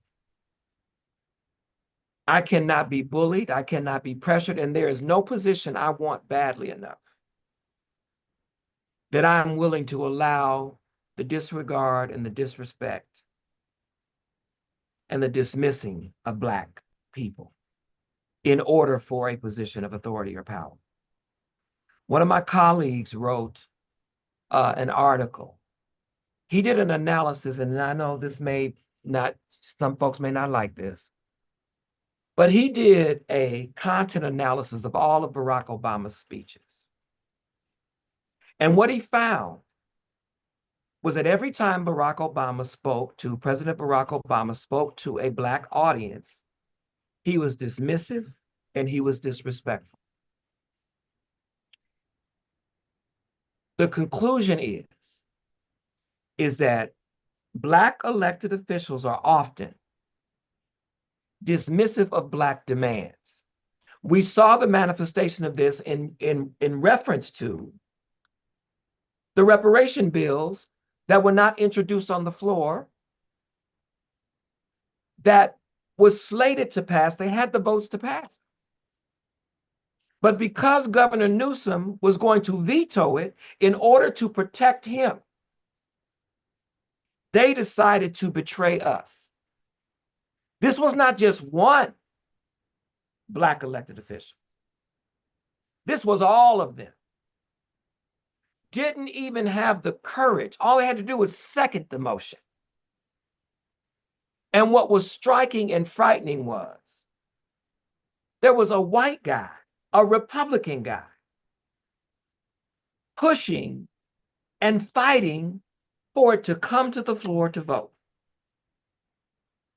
And so while we can talk about being the first, my view is that a Black elected official who intends to be the first needs to be prepared to be the last. Because what we need today, we don't need mascots. We don't need people that we can laud in terms of their accomplishments. We've had that. We need people who are willing to fight for us if nobody else does, to speak for us when nobody else will. We need people who are willing to lose their opportunity fighting for Black people. There's no other, if you're going to lose as a candidate, or you're going to be put out of office or lose a job, no better reason for that to happen than to be standing up and fighting for the rights of Black people. This has gone on for too long. And we have now Black people who have occupied spaces all over the world. But we haven't seen the change come. This country, from the year 2000 to the year 2020, has discriminated against Black people in 4 areas: housing inequity, housing, business loans, income inequity, and higher education. $16 trillion snatched from the GDP because this country continues to discriminate against Black people. Now, we're not even including other people of color, but just Black people alone. If this country stopped discriminating against Black people, it would add $2.5 trillion to the GDP every year, more than enough to cover the cost of reparations. And so unless we have elected officials who are courageous enough, because you know what I've learned? What I've learned is when people know that you will fight, they don't mess with you. But when they believe that you will go along to get along, you will never secure anything for the most marginalized, whoever they are. And so I just want to throw that out, not just to Black elected officials, but for everybody who's running for office, because the reality is that if you are not Black, you should be completely indebted to seeing the change comes for Black people. and uncompromising. And so I just felt like I had to say that given the comments that I just heard. I want you also to know that we are going to be sharing this video, and we're going to send it far and wide. We can send it to you all, and you can send it to your folks. I think you all have represented yourselves well. I hope what you're saying is true. And one of the things that we're going to do is we do these forums, and a lot of folks that have attended our forums have won. A lot of them. A lot of them. But we also give report cards, meaning now that you're in office, we need to grade you based upon what you said. That's right.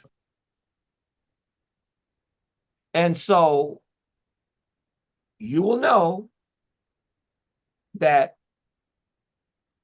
Villanueva did not get a good grade from the NAACP. Neither did Jackie Lacey. We are serious about what needs to happen with Black people in this city, in Los Angeles County. We are 400,000 and shrinking. We are being left behind and forgotten about. Yet we have the most diverse elected officials probably more than anywhere. And nothing seems to be changing. And so if anybody wants to address those comments or have something that they want to say about those comments, Yes, we're about to give Barry 1 minute here, James, Yeah, to respond. just 1 minute, Mr. Thomas. Go ahead. And Mr. Thomas, I appreciate your comments because you're right. It's not so much just running for office, but once you get there, you know, your track record, what you've done is important. And many of us sitting here that are Black, I'm sure being public officials, that we're the only Black person in the room most of the time when we're at this level. I mean, so the reality of it is that one, we have to be able to state our priorities, stay consistent with our values and our ethics, and also be able to bring non-Blacks along who are true to our values of uplifting Black residents. I mean, if we don't have that, we won't be successful. And in doing that, I just believe you have to state your truth. You got to be true to yourself. And I think those individuals and those Black officials that have been true to themselves, you'll see the successes that they've done, not based on what they say, but based on what they've done and what they've accomplished. I mean, this is a crucial election on a national level. We know that. I mean, we're talking about a Black woman for the first time being president of our country against a white man who's a racist. And we all, if you want to be honest about it, we all know that, no matter what your political values are. So as a community, when we talk about local, because I think politics is local, I'm testing the market. Erica's testing the market of Santa Monica, but also I have allies in Dan, in Natalia, and Ellis that have the same kind of values, but they may not look like me. And those are the kind of things that, I'm proud of in our community, that we have individuals that are running in this particular election that feel your energy, Mr. Thomas. And so all I can say is look at 4 years from now, what we'll be able to accomplish once we'll be sitting in these seats. Well, I will have to say without any reservation that everything that George Gascon, the district attorney, promised when we sat in a basement of a church, he's delivered. And I'm a supporter of it. And we did give him an A, his latest report card. And so every one of them. And so we know that it's possible. Now, again, he's been challenged. The attempt has been made to recall him. But at the end of the day, what he committed to when he spoke to us in that basement of that church was that he doesn't see himself as a politician or as a traditional politician. He sees his call as a call to right previous wrongs.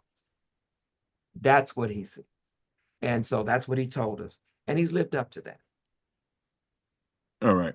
James, we're getting ready to close out. I'm about to give everyone that is running for office 30 seconds to summarize the night for where you stand. If there's any policy that we missed or we didn't get to, you have 30 seconds. I'm going to start with Dan. Thanks so much for this opportunity to all the organizers, to Maria for inviting us. You know, one of the things I don't think I've mentioned tonight is the reason I do this work and the reason I do DEI for my day job, the reason I want to run for office. You know, I'm a gay man and I started my service under Don't Ask, Don't Tell when I, you know, was discriminated against by the federal government. There were systems of barriers put in front of me in my career. And it was actually some older Black men who, when that policy was lifted, lifted me up as a leader in the military and took me under their wing and taught me how to be a good officer. And I feel a duty and a responsibility to pay that allyship forward to other underprivileged and traditionally marginalized communities. And that's why I've dedicated my career to doing diversity, equity, inclusion work, even in these terrible political times where corporations are cutting back on that kind of work. There's a lot of political pressure to not do it. And there's a lot of political pressure here in Santa Monica to not be a supporter of George Gascon, to not be a supporter of the Prop 47 reforms, to support pretextual stops. And we know that these things are all inherently racist. Like we have to stand up for communities that have had these systems and barriers put in front of them for far too long. So that's why I'm dedicated to this work. That's why I want to do it. I would certainly appreciate anyone here's support and hold me accountable to the things I've said tonight.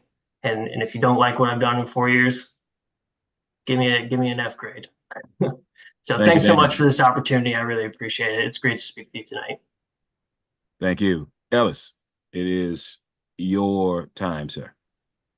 Yeah, thank you so much to the hosts and organizers. I really don't have much more to add to what's been said. You know, I've learned so much from my colleagues who have been running this year, and look forward to what we can accomplish. I mean, one thing I think that bears emphasis for Santa Monica is that this is a community where, depending on what count you look at, somewhere between 100,000 to 200,000 people commute here every day. Folks who work here but can't afford to live here. Many of whom are Black and Latino and other folks who make up the backbone of our economy, but have been disenfranchised from our community because the housing opportunities aren't here. We need to do better. We need to fix that. We need to fix the institutionalized racism that makes up our community, and I look forward to working with everyone here moving forward. Thank you. Erica. So what I'll say to you is to vote for somebody that doesn't want to do something, vote for people that have already done something. I have been working in this community for over a decade, being the voice and advocating for people that have been underserved. As I have said in other candidates forums, like say our Safe Streets for All, where they wanted to close down streets, that our workforce does not live in Santa Monica. It's unequitable for them to close streets because it makes it harder for you to make it here to work. I am that voice for who those are not at the table. Bringing all the voices to the table is bringing my voice to the table for everyone to have a voice. And that's the reason why I'm running, not just for the people that look like me, as though we are important, but for all the people that are not here living in this city and who make our city great, for them to be able to work here and hopefully one day be able to live here so that they too can enjoy this great city. Thank you. Natalia. Thank you so much for having this forum. Thank you so much for letting us share our thoughts and hear and listen and learn from y'all. What I really want to do if I'm elected to the city council is approach our problems and approach our policy making from a holistic standpoint. We know that everything is interrelated. We know that traffic deaths are impacted because we don't have enough housing, so people have to drive more. We know that children are the most likely to get hit by a driver and get seriously injured or lose their lives. And that's partly because we don't have the type of infrastructure that we need to have. We're not paying attention to the important things. And something I did want to briefly share. At my work, I'm actually one of the co-chairs of our Women's Plus Employee Resource Group. And something that we found to be very successful is working with the other employee resource groups and doing collaborations and being there in allyship and in solidarity. I mentioned this in the chat, but it goes to say, I am not about a zero-sum way of thinking. I believe that more opportunities for one group does not mean less opportunities for another. It's more opportunities for all of us. Thank you. Thank you. Scott? Yes, thank you so much. I'm glad this is a second chance to talk because I never mentioned that I was always a teacher and a counselor and an assistant principal and a principal all over the school district. Very important to me. And my challenger is a charter school man who has had $5 million dropped on him from Bill Bloomberg in Utah. They did it the last time 4 years ago, and I beat them. And they did it again. $5 million again dropped against me.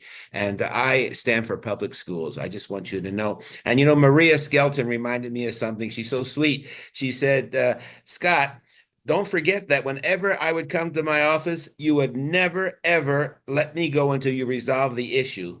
And she said, you have worked closely with helping with students getting their issue and are concerned resolve whether or not it was in your district or not. And that is true, Maria. And I thank you for reminding me. We forget sometimes all the things that we do, but I appreciate it very much. Thank you, sir. Thank you. Thank you. Tracy? If Tracy's not there, go ahead, Sorry, Tracy. I'm here. I'm here. Sorry. Trying to click. So my race is for the county. It's countywide. And I think what I'd like to leave everyone with is that I've been serving for my entire career, not just right now because I'm running for judge. It's all been leading up to this. I've served the county as an attorney. I would like to serve the county as a judge. I've been involved. I've been on committees. I've done the hard work in court, and I'm ready to be a judge. I'm ready. Thank you. Sharon?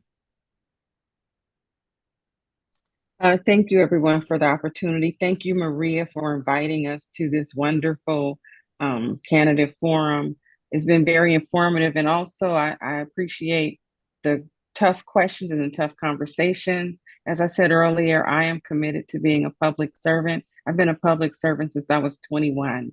And I want to continue that on a different level. I want to be a person that brings empathy and respect and dignity to the courtroom and just figure out why a person is there and figure out what we can do to make them better so that they can do better in life. I'm a graduate of Cal State LA. Proudly, I went to that school as on a quarter system as an evening student part-time because I was working full-time and raising my daughter. So I went to a lot of local schools. I went to Southwest College, El Camino College, and then I went to a small law school in Inglewood called University of West Los Angeles because I'm a hometown girl. And that's what I want to leave you with, as well as I intend to carry out what I've said, and that is to treat our people that come before me in court fairly and to make sure that they get a fair shake, they're respected, treated with respect and dignity, and given the opportunity to be heard. And I really appreciate the night and hope to get your support. Thank you. Thank you. George?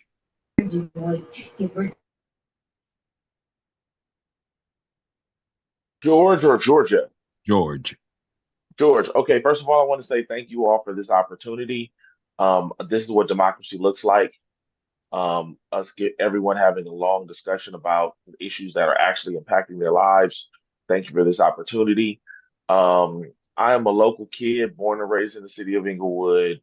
I have been fighting this particular fight to try to end mass incarceration for from the beginning of my career. I don't have an option not to fight this particular battle because I have three black sons.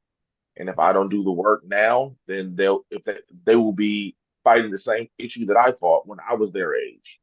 Um, and with regard to accountability, the reason why I chose to run is because I wanted to be held accountable by my community. And so everything that I've accomplished up to this point has been at the behest of and with the support of my community.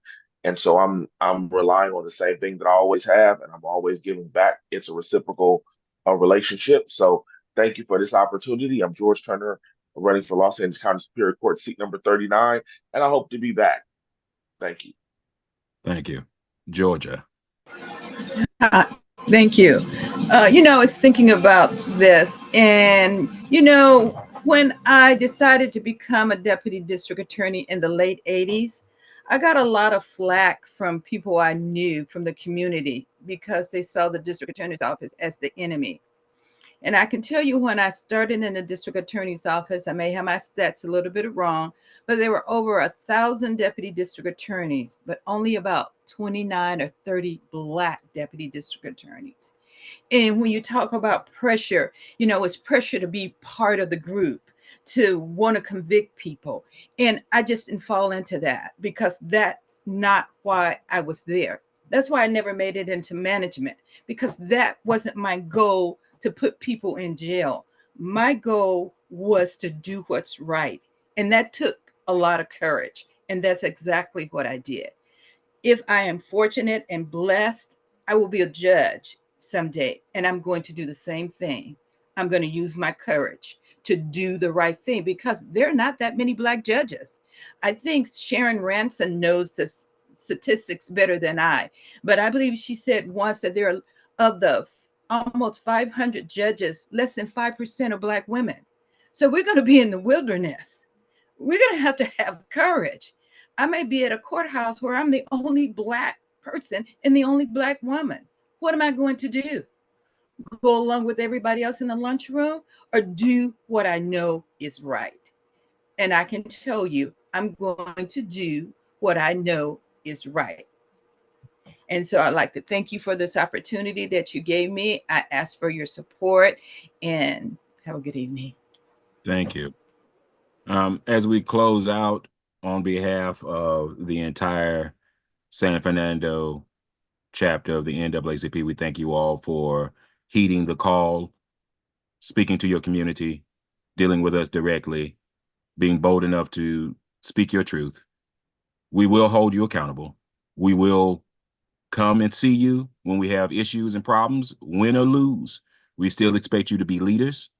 We still expect you to be accountable. We still expect you to be involved. Please don't seek an office. Seek the determination to do what is right. If there be no more, James, I turn it over to you. Yeah, I just want to say also, are you all running against each other? Are y'all running for the same positions? Are you talking about the judge? Oh, I'm sorry. Oh, I'm The sorry. judges or the Santa Monica? The judges, first of all. No. No. Okay. No. Santa Monica's, I can answer that. Yes. Santa Monica's an at-large election, and there's 4 seats. All 5 of us are running, and there are 10 candidates running for 4 seats, and it's an at-large. Okay, so there's 10 candidates running for 4 seats. Okay. For 4 seats. Okay. So, as I said before, see, y'all make it hard. Now, it would have been so easy if it was just 4 of y'all. It'd been so easy.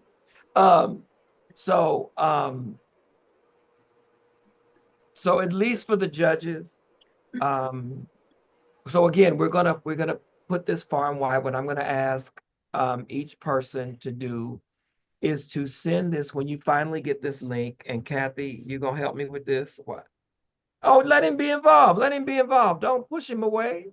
We're doing this for him. This is for him. Can you,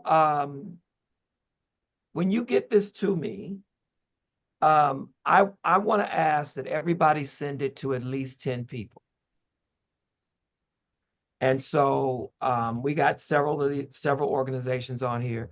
And so we're going to ask that this be sent to at least 10 people. And I'm going to ask my students to send it to at least 10 people. And I have 3 classes there, each almost 40 students each. So it'll get out there, is my point. I think you all have represented yourself well. I do have to say to you, Scott, I don't have an affinity for charter school folks. I just don't. I don't either. There is at least one that I like. I mean, they're all turning into the charter or whatever. So I'm not necessarily talking about them, the LAUSD schools that are LAUSD charters, but these like independent, these really independent charters. You know what I'm talking about. I do. Oh, I do. you know what I'm talking about. So anyway, I thank you all so much. I don't have anything else, Adrian, but I just want to thank you for doing such a great job moderating this, keeping us on point, keeping us on time. You guys really, you all did a wonderful job as elected officials by staying on time. So maybe it's because it's almost over. You figured this out, right? So again, thank you so much. I hope I won't have to come back to LAUSD and do what I did the last time. You're always welcome. So, and I hope I won't have to go to Santa Monica City Council and get kicked out like I did at LA. Well, hopefully you'll come to Santa Monica when we are on council, when there's strong support for people. That's right. That's Thank you. Thank you. So I wish you all the best. God bless you all. And if there is anything, if there's nothing else that anybody else wants to share or say, Adrian, will you take us out, lead us out in prayer, please? If you would, bow your heads. Oh, wait a minute. We got one more Wait. comment. Go ahead. Scott, you want to make a comment? I was waving. I was okay. waving. Sorry. Okay. Go ahead. All right. No problem. Thank you. All right. Bow your heads if you would. To the unseen God, we thank you for this time together. We thank you for your people gathering. We thank you for everything that you have heard, you have seen, and that your people are doing. We go forward together. Let the circle be unbroken. May your name always be praised. In the mighty and matchless name of Jesus, we pray, amen. Amen. Amen. Good night, everybody. I'm still on campus, so I must really love y'all because I'm still on campus. Dedicated. Good night, everybody. Good night. Good night, Okay, everyone. take care. Good night, everybody. All right. Thank Good you. night. All right. Thank you. Good night. Good.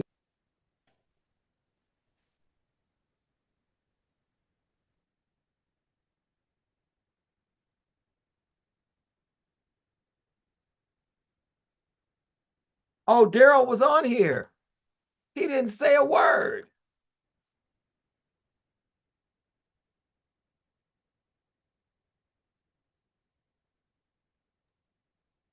Okay, so send me the file as soon as you can so that I can get my person working on it. Okay. So that's probably tomorrow. Go home. Wait a minute, I thought you. Good job, President. I got here to the airport. Oh, okay. I'm like, Daryl. I had to finish packing up, but great job. I got to get out to the airport now. Okay, I like those candidates. Yeah, they're good, but we'll see. Yeah.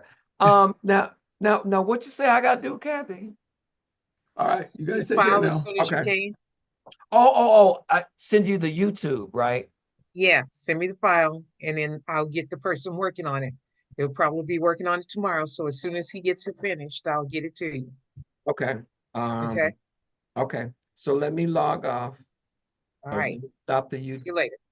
Okay.